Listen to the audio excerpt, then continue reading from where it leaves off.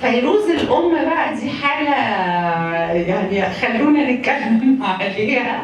الشقية الطفلة اللي كلها كده لا يصح إلا الصحيح، كانت يعني الصرامة كانت كده يعني جامدة بس بحب وحنان، لان دايما الانسان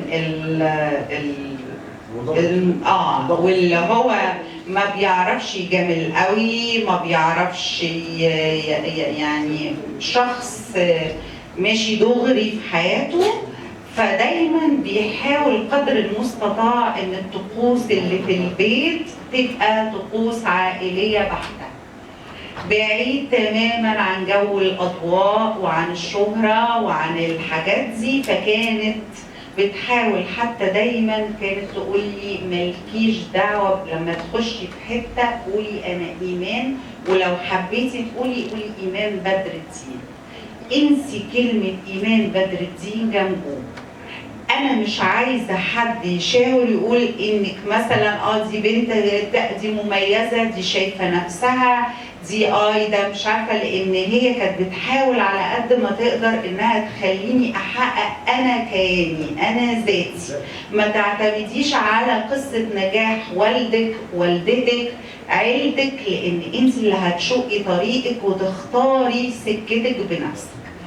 فده خلتني، هي كمان كانت عندها الاعتماد، يعني تحب تعتمد على نفسها، ست جدعة زي ما بيقولوا، تصحى من بدري تخلص كل حاجة، تنزل تخلص مشاورها، تنزل تتمشى تشيل الكيس بتاعها، حتى لو البواب قال لها طب هطلعه فوق تقول له لا أنا قادرة أطلعه سيب. يعني هي دايما ما كانتش تحب أبدا تحسس حد إنها محتاجة حاجة غير في الضرورية.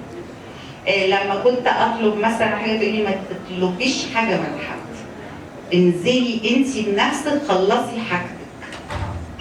عندنا باب بقى بيفصل ما بين الريسبشن والجزء بتاع الغرف، كان بيتقفل بالظبط بالدقيقه الساعه 8:30.